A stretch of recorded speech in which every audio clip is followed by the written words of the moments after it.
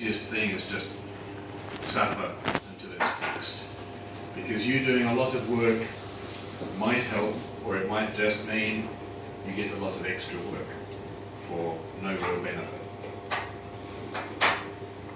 Oh well, maybe it just came out really fantastic. This one's different. So W3C standards. W3C standards go through a process to get created. As you can see on this green block here, that they start with an idea, and you can see here this blue block, which is public input. The public gives different kinds of input, and on this block you have, there's not very many images. On this block you have working group input.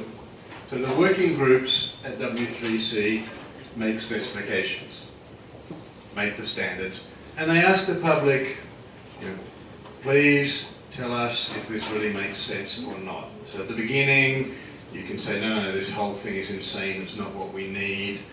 After they've been working for a few months or more, likely a few years, you can say, yes, I like it, or life is going to be bad for another 3 years until version 2 comes out. But that's actually being changed. So the whole process, which had about 5 or 6 steps up that ladder, was very step by step. First you get your requirements, then you make your first draft, then you do your second one. The new process is meant to be much more flexible. So basically, you start work, you keep on testing stuff out. When you think you're ready, you make a candidate recommendation.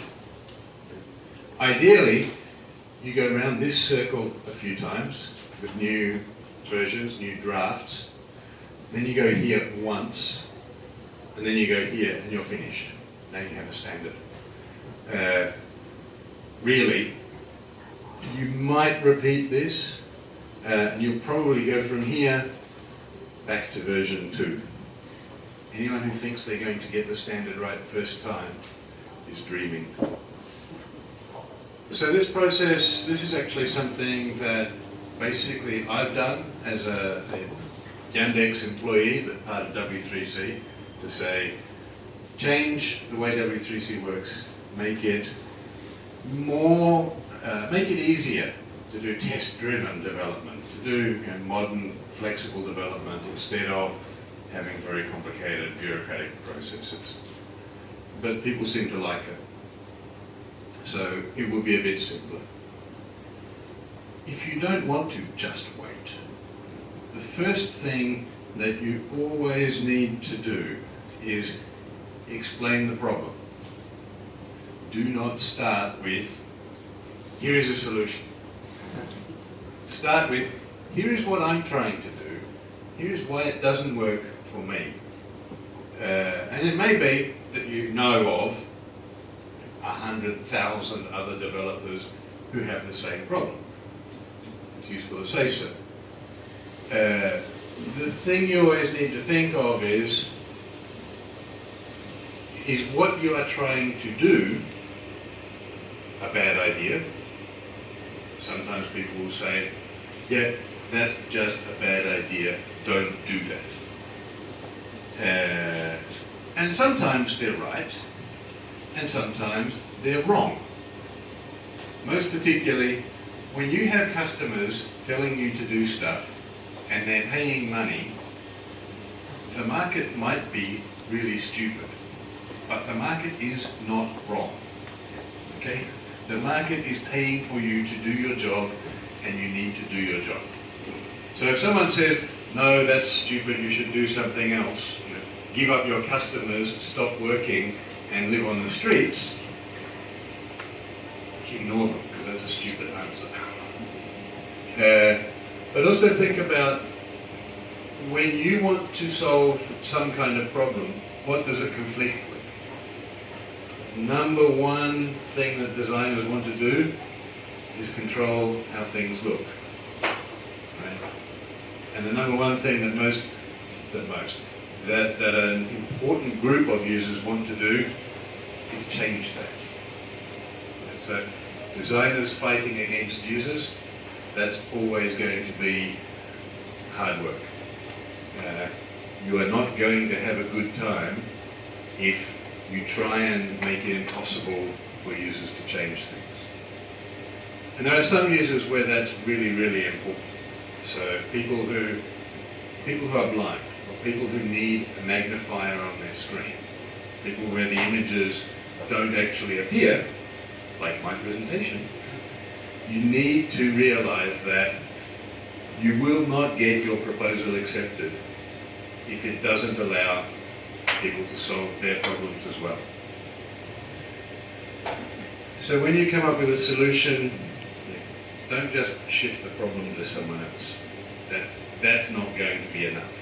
If you want to create a whole solution, then you need to think about how it works. So backward compatibility matters. Don't break the web, because no web browser is going to implement something that breaks backward compatibility. That's not quite true. Sometimes they do.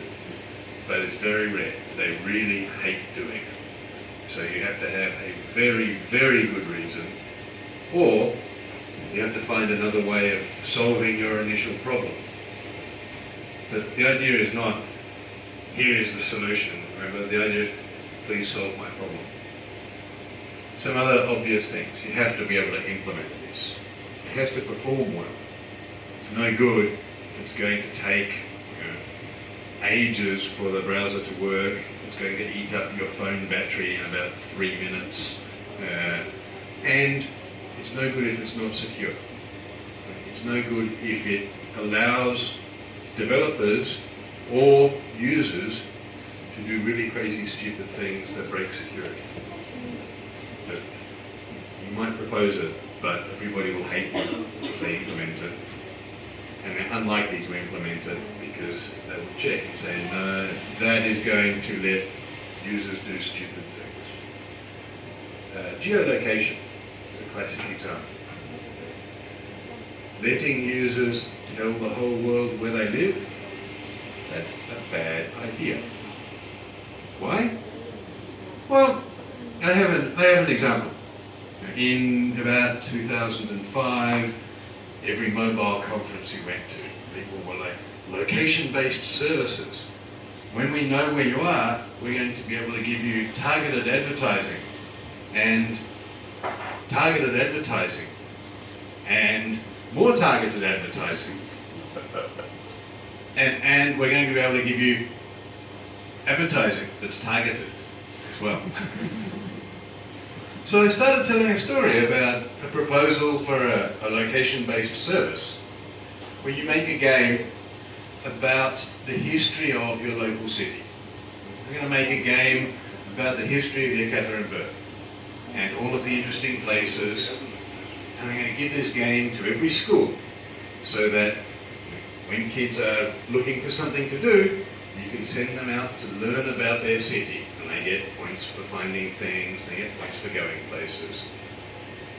And it's going to be fantastic, because if all the kids in Yekaterinburg learn all about their city, and because I will have data on where every child in Yekaterinburg is, and whether they're at home, or with their friends, or on their own, or somewhere else.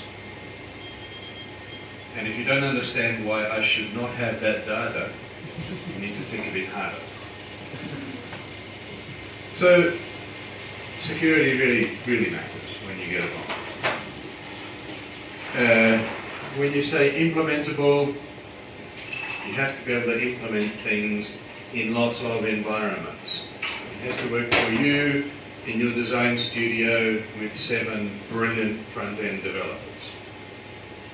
But it also has to work in some giant organization where you have a very strict workflow, and the person who's actually doing the layout stuff is using a tool for dummies, because they're a dummy. You still have to be able to implement in that situation. A lot of the web was created like that. you have to make things work on mobile devices. You have to make things work on embedded devices. A lot of TVs, cars, pieces of hardware have a web browser in them, and it's just burned into the chips. It's not changing. One of the reasons not to break backwards compatibility is my car with a web browser driving some of the important functions is not getting a browser upgrade, ever. So if you suddenly break my car's ability to drive, that will be upsetting, because the car is a very expensive device for running a web browser. There are more expensive devices. I think the most expensive web browser is available as a free add-on, basically. Or look at it the other way. The browser costs about, I think, $400 million, but as a free add-on you get an Airbus 380 jetliner. Those sort of systems don't get upgraded. So, a few examples of ways people have changed standards. Responsive images. Well, I need to play with my style stuff. The basic problem is when you have different resolutions or different screen sizes, you want to use a different image. Right? It might be you just want a different resolution. It might be that as your screen goes from very, very big to very, very small, you actually change the image. You select a part of it or change the shape of it to fit your layout. That's not so complicated to understand. People can do it by using JavaScript to figure out what's going on and changing the images and messing them around. But actually, it's kind of complicated. It's kind of annoying, and a lot of people said, you know, if we could have a simple way of doing it in HTML. JavaScript is expensive in performance. It takes time because we always load up 5 images we don't need to get the one we do, or you use the image in the background, the CSS, but then it looks like it does here, where it disappears. It's a very fragile solution. So a fairly large group of people created, there were several possible solutions, but what happened was a fairly large group of people created a community group. They went to W3C, set up a group and said, we're going to try and solve this problem. And they started with, what is the problem we're going to try and solve? I want to provide different images for different screen resolutions. I want to provide different ways of adapting. That way you have a set of requirements. These are the things you know you have to deal with. One of the requirements is people who use magnifiers, because they need to zoom the screen. People who use screen readers, because they don't see the images, still need to know what the image is, still need to be able to work with the image. That can complicate the technical solution, but if you know the problem you're solving, it's a good start. They actually held meetups and formal workshops. They would invite people to present papers at basically one-day conferences and look at different solutions, look at different needs and requirements. And they did quite a lot of research. They talked to the people who make browsers. Once they had problems well explained, they had several different solutions. They went to the browser companies and said, well, what about it?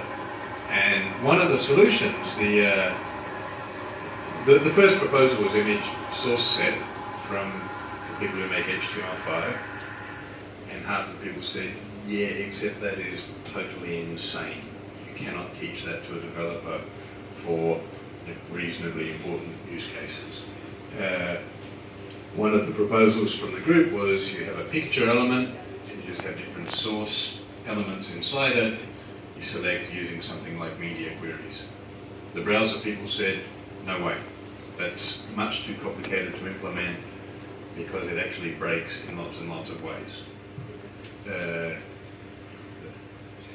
So the compromise position for a while was having lots of different source attributes. Nobody really liked it.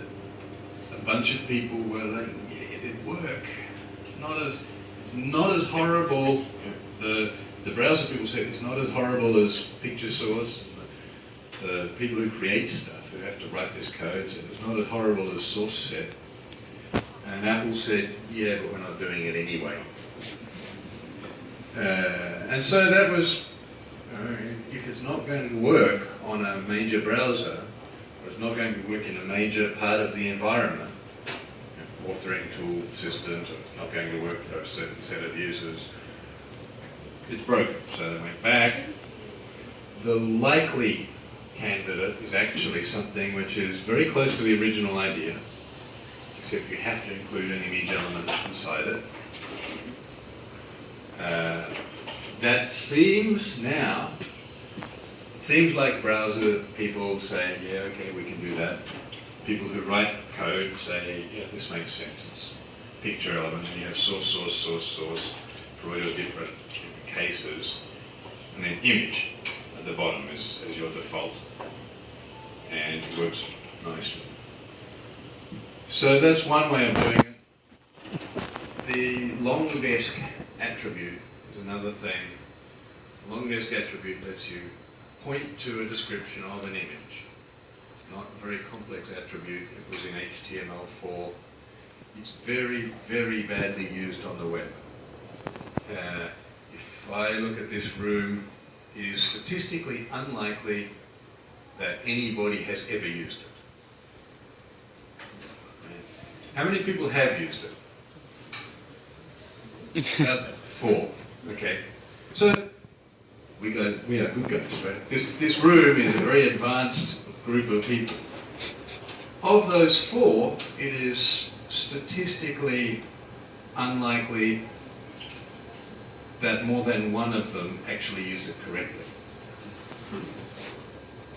Honestly, the statistics are basically it's used in about a fraction of a percent of pages, and it's used incorrectly most of the time.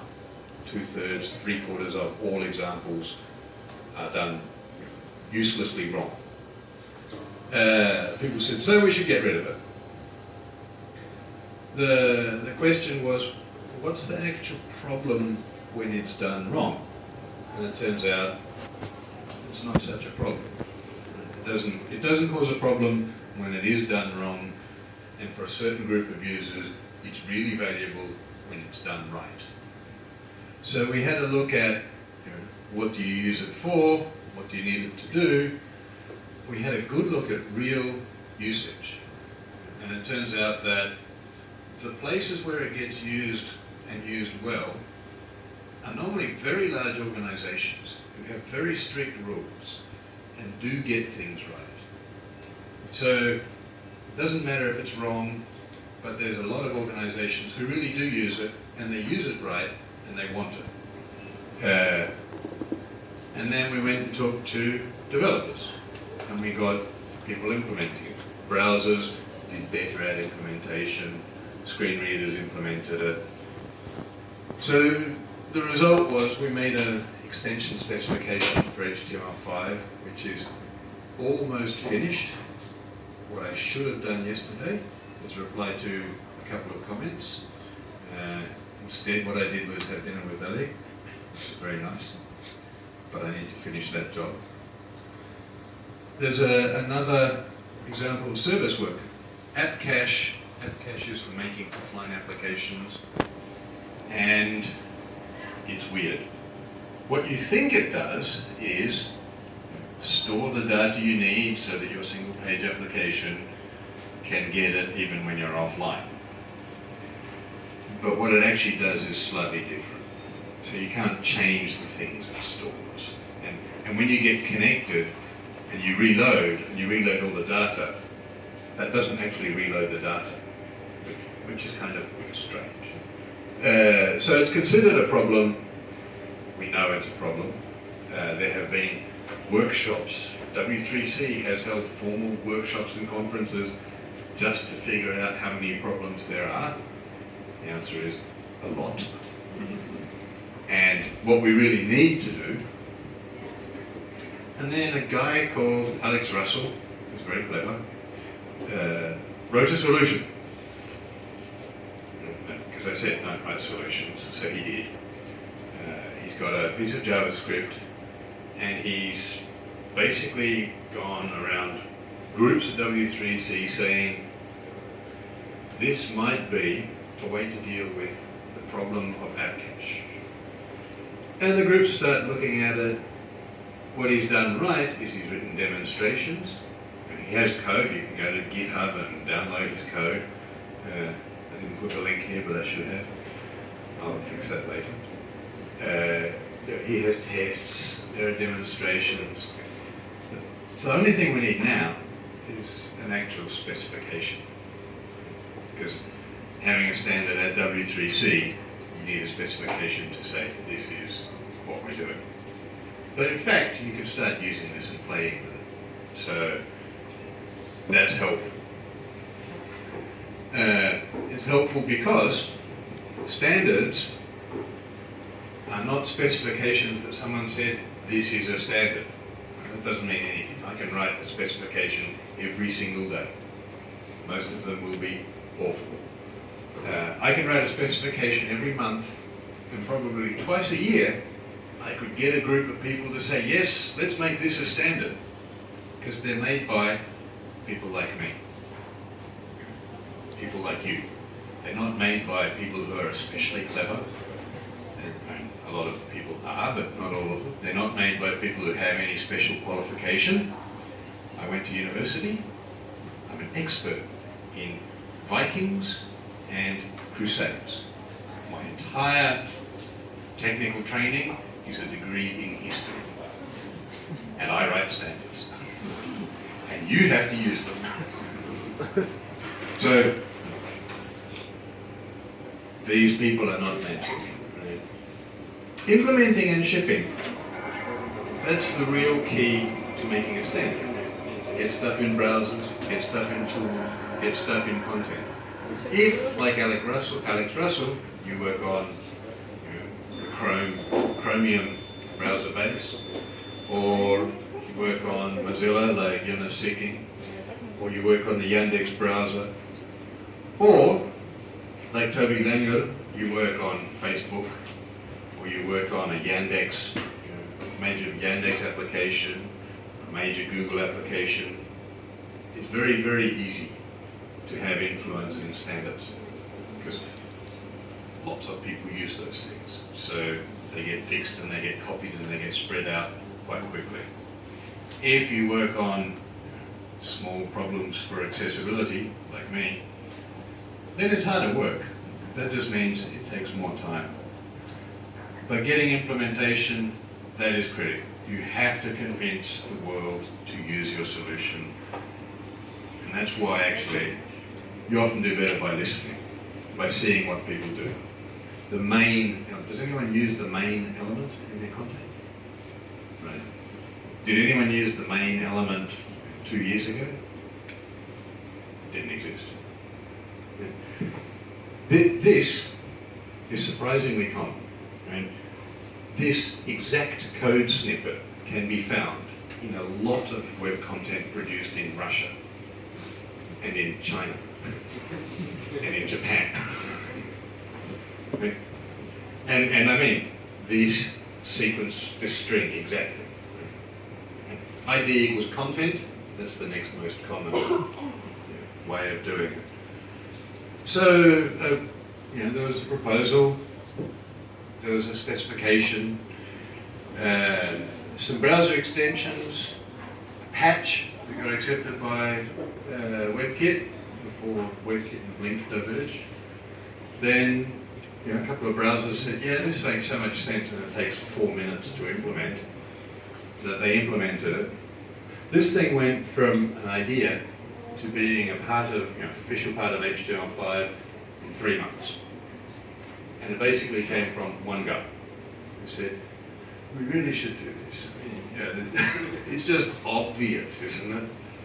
And it took him, you know, a month to do the research and find out just how common this is, and to write the specification. Well, it took him a day to write the spec, and then a month to find all the weird, strange little bugs that might come up. But this was a very, very fast, you know, thing to get into a standard and be common. Making standards is just agreeing on what to do, right? So this is XKCD 927. My life is driven by XKCD. It's a 3-column comic. The first problem, the situation. There are 14 competing standards for the same thing. The solution, let's make a standard that unifies and drives them all, brings them together. The situation, there are 15 competing. Working in W3C, the main language of W3C is English, but it's actually quite easy to do. Most W3C discussion is in email. Different groups and different people have slightly different styles of working, but most work is public. If you see a standard you want to change, look at the email archive of the group. All of the email is archived, most of it in public, so you can just go and look, see what they do, just so you understand how they work. And then you just write email to them. It's great. And a few tips for when you do that.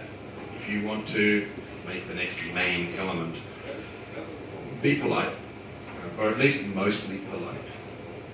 If you walk into a group and say, man, you guys are all crazy, stupid idiots, you know, why don't you understand? As a lot of people have done, your email just tends to get filtered into the trash from then on. Focus on technical issues. It sounds really crazy, but technical people get into flame wars all the time. Don't do it. You waste a lot of your time. You waste a lot of everyone else's time. If there are 1,000 people reading the mail, then your flame, which took you 1 minute to write, and takes 1 minute to read, just wasted 1,000 developer minutes. And that's a really stupid thing to do. And you will find accessibility, internationalization, security, all of these things. If you get it right in your proposal, that's great. If you don't, just ask for help. There are other people who care and who will look at that and help you fix it. If you refuse to do those things, W3C will not accept your work. So you need to get them done, but you don't need to do the work yourself. Oh, and meet face to face. If you can meet 2 people out of a group one day, that's really useful, because the people who are sort of in the center of the group and know most of the people who you actually have seen for real, are people that you trust. This is not about technical work, this is simple how people function. If you can meet some of the people, it is easier to communicate with the group. It's easier to have people listen to you. That's stupid, but that's just true. That's how people are. And the experts are just people. Some of them are not even very expert. So a final example, RDFA and microdata. Does anyone use microdata or IDFA? Schema.org uses it. So if you're trying to get classified nicely by Yandex, you probably use microdata. There was this thing called RDF and IDFA, and the problem statement, as far as I can tell, is Hixie, who's a person, hates RDF, which is a specification. And he has some reasons that are not necessarily bad reasons. I think he's wrong. But he had some reasons why he thought RDF was not the solution. There's also microformats. People use microformats? The problem with them is they're really very simplistic. They solve certain problems well, but there are a lot of data problems that they're not powerful enough. So he came up with microdata. You can sort of make it work with RDF. RDF is the backbone of big data manipulation. It looks like this, and I'm not going to go through the code in any detail. There's lots of stuff about it. It's very simple. The people who make RDF said, oh, this microdata thing is in the HTML5 specification. So we need to make a RDF-A light, super tiny version, which is basically the same.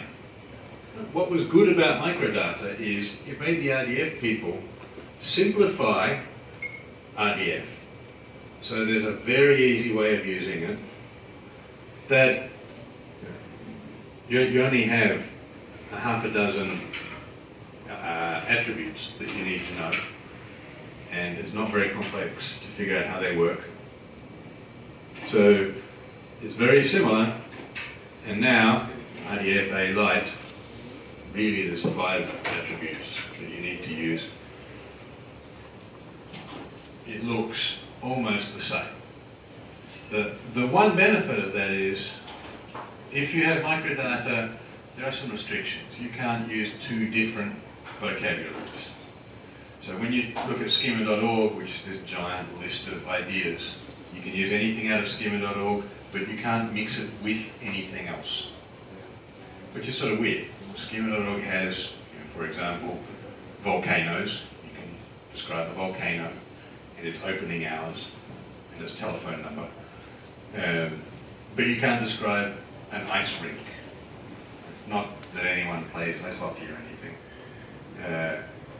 But the fact that there's no ice rink in schema.org means in microdata you just can't describe an ice hockey rink web page or website.